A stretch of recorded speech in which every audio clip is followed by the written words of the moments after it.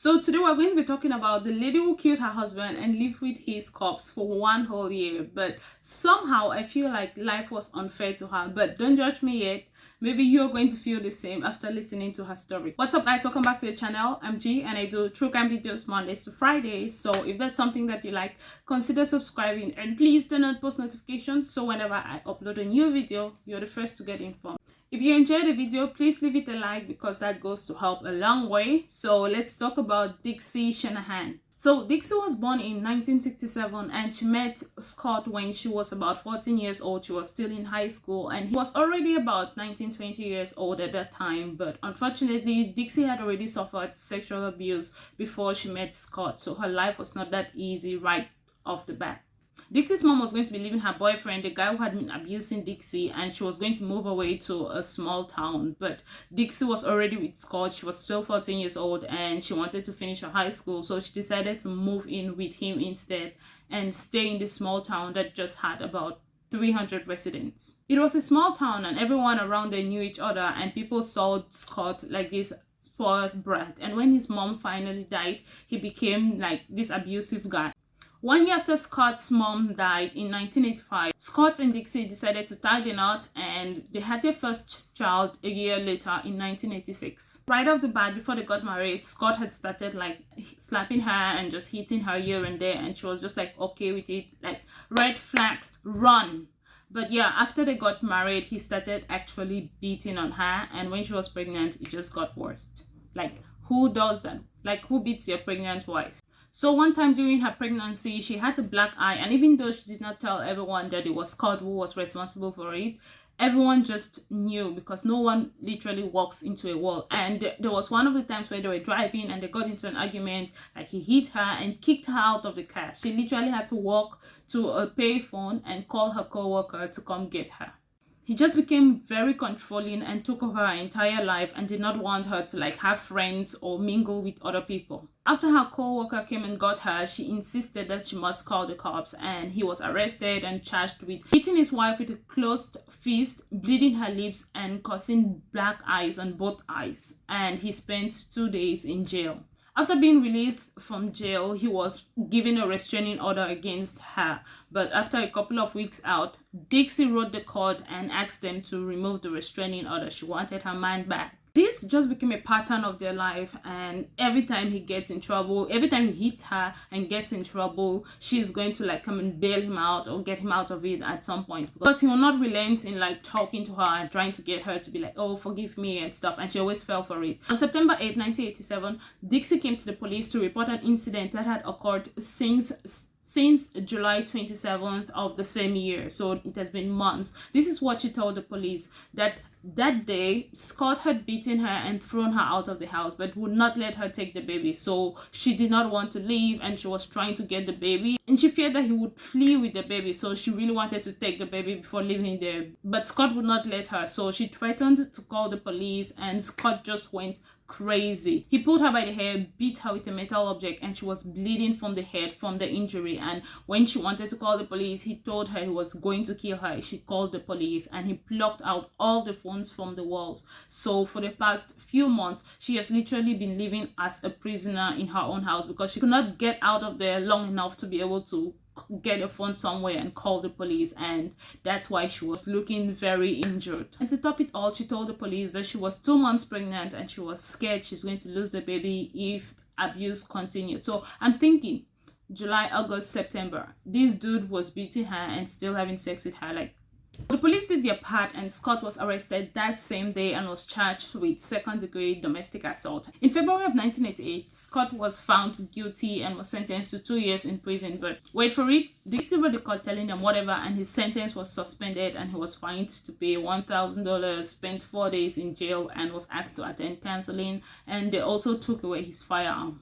So obviously the abuse continued until 2 years later, Brenda Johnson called the police to do like a wellness check on Dixie because she was supposed to help her pack her things, move away from Scott as far as possible, but she has not been able to get to Dixie. Brenda had driven to the house that day and she was trying to get to Dixie and she tried to get in, but like no one answered the door. But both Scott and Dixie's cars were outside, so she knew they would be in the house. So she called the police. When the police arrived, they found the entire family at home, but Dixie had 2 black eyes, so they obviously arrested Scott and charged him with domestic assault, but Dixie refused to cooperate, so the charges were dropped.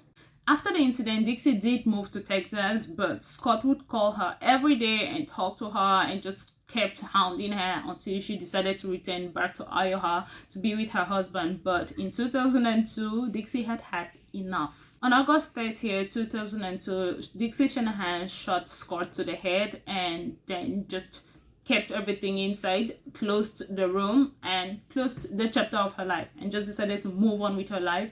She literally closed the door and was like, bye. Honestly, I can feel like what was going through her mind. She was just been through abuse and she was like, okay, I'm done with this. And she did not even think of like, okay, maybe when you murder someone, you have to think of where you're going to bury them or something. She just closed the door, boarded the door with some things and never looked at it again. Because of such a POS that Scott was, no one actually noticed that he was missing for a long time and no one really cared. So Dixie just had like a decomposing body order to hide and a life to just continue living. So in July of 2003, like almost 1 year after Scott has been missing, a concerned citizen called the police to talk about like, hey, I've not seen this person for a while. So the police went to Dixie and Dixie gave them a story. So Dixie told the police that Scott had left her in August of 2002. And yeah, he did leave her, but for good. So she told the police that he had left her at that time and he had moved to a town just 45 minutes away. And she had not heard much from him. She only heard from him in February when he was trying to be at the delivery of their daughter, who is their 3rd child, Brittany. And she said no. So Scott told her he was going to hire a lawyer, but she hasn't heard anything from him ever since. Dixie had been doing a good job until she had started losing money. So they were already living off of $100 and something thousand of inheritance that Scott's mom had given them when she died in 1984. Yeah, so that's what they have been living off of. So when Scott died, she was beginning to need money and she would sign out checks that would bounce. So she was beginning to sell some of Scott's things. I mean, she knew he was never going to need them anymore, so she did need the money. She had kids to take care of and she had herself to take care of. Also, Dixie had moved on with her life. So 9 months after Scott died, she had started seeing another guy, Josh Duty. Judy had actually been visiting that home, but whenever he asked about the closed room, Dixie would just say there were bad memories there, that there were memories that she did not want to get into, so the room was just never used. And there was never a smell, so he did not notice anything. You know, when you're dating someone and they have this closed door in their life that they never want to talk about, I mean, it's always about life, but Dixie had an actual room that was closed that she never wanted to talk about, and he was just fine with it. And so they just moved on from it. Let's go back to July when the concerned citizen called. So the following day after she was interviewed, she went to the sheriff's office to find out if she was being accused of anything and to inquire more about the search for her husband. And they just assured her that she was not being looked at as a suspect. They were just following up on a call by a concerned citizen, and that's why they were asking around. And the next day, another officer went there to talk to her and ask her more about it, and she deviated her story a little bit. So she told the officer that Scott had called her during Christmas of 2002 and he had tried to get back together, but she refused and she hadn't heard from him again. That's a bit different from her story when she said she hadn't heard from him until February, but now she said she heard from him during Christmas and in February. So the officer finally asked her, okay, what money do you think Scott is living on right now? And she said she thinks he had withdrawn all the money from their account and that's what he has been living on. But that turned out to be a big mistake because it's already like the 2000s and computers are like a thing. They can trace money and stuff like that. I feel like this small town police was actually really good at their job because they felt like, okay, something is going on. So they decided to track where Scott had been to. They called the police department of Atlantic City where he was supposed to be, but they hadn't heard anything from him. Plus, Scott is a troublemaker. He must have probably done something wrong somewhere, and they were trying to get those breadcrumbs to find out maybe anywhere that he could have been to. They also tried to check like anything he might have posted, but they were unable to find any traces of him there or anywhere else in the country. So at this point, the police cannot find Scott anywhere, so they decided to get a search warrant for the Shanahan home and their car to just find like hair, body fluids, blood, anything, or body part. Well, you get a full body. So they just wanted to find anything that would show them that an offense was committed, or maybe it was intending to hide an offense that had been committed. So some of the reasons behind this application for this search warrant were listed as follows. First, they haven't heard from him so long, and they also noticed that Dixie had been collecting all of Scott's mails, which, yeah, that's a red flag. And also they had an affidavit from one of Scott's friends, probably a piece of shit as well, but maybe not. But yeah, one of Scott's friends who said that a window of one of the rooms in the Shanahan home has been open all throughout winter. Everyone is closing their doors and trying to keep warm, but someone's window is open throughout winter. So they were like, okay, maybe she's trying to get the smell out of there. So that was one of the big reasons why they wanted to search the house. Also, the money trail. So Dixie had sold one of Scott's cars, she had sold one of his shops, and the accounts that they had money coming out of there was just withdrawals. So when you're alive, you're like withdrawing money and putting money in, but there had only been withdrawals and it had been depleted a lot.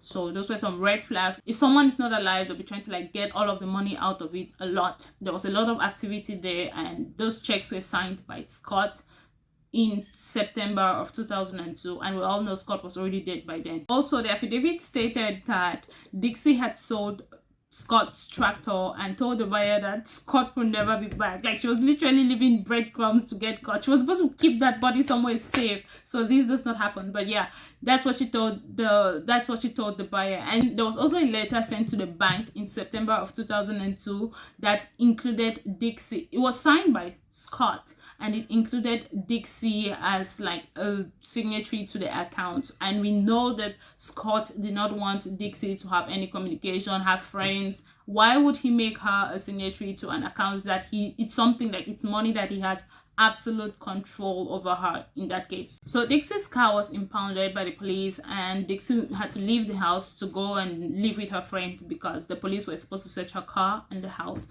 And while she was at her friend's house, she was just like, they're gonna find him. So she literally admitted everything to her friend, and the police started searching the house. And while they found a room that was completely sealed off. Investigators were able to remove all the things she had used to block the front of the door, and they found that there was a towel at the bottom of the door, like no smell comes into this house, and there was a scented candle just next to the door.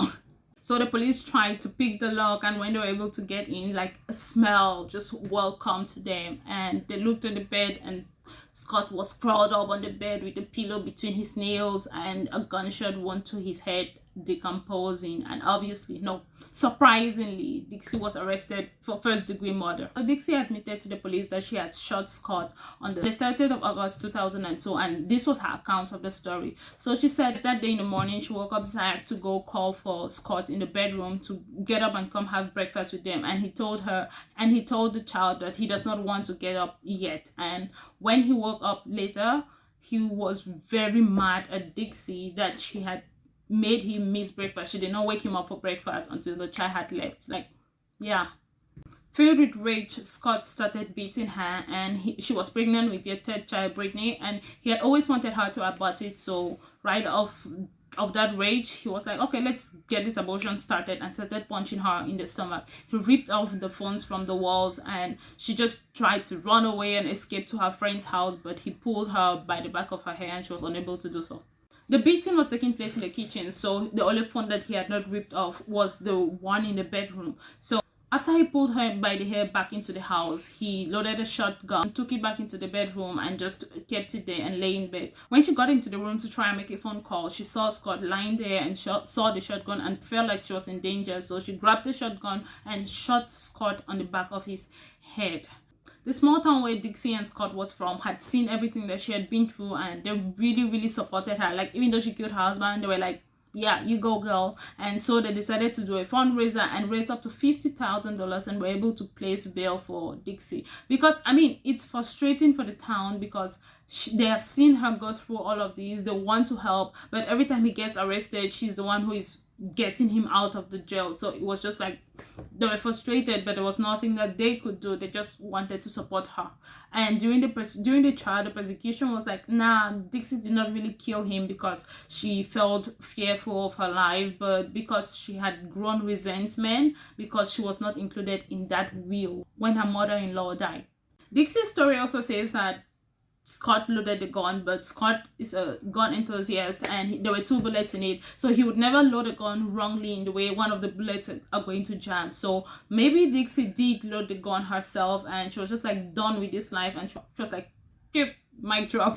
Yeah, so but I think half of her story was correct. She might have suffered a beating and she was just tired of it and done with him. So that part makes sense. Scott knows how to load a gun so well, he's not going to make such a stupid mistake even if he's mad. Her defense argued that Dixie was just suffering from battered wife syndrome and she was just into Scott and she was unable to leave his grip. And he said she had definitely fired that shot in self-defense, and even after Scott was dead, she left the house, she left the body in the house because he still had kind of like a control over her and she was not able to remove herself from it.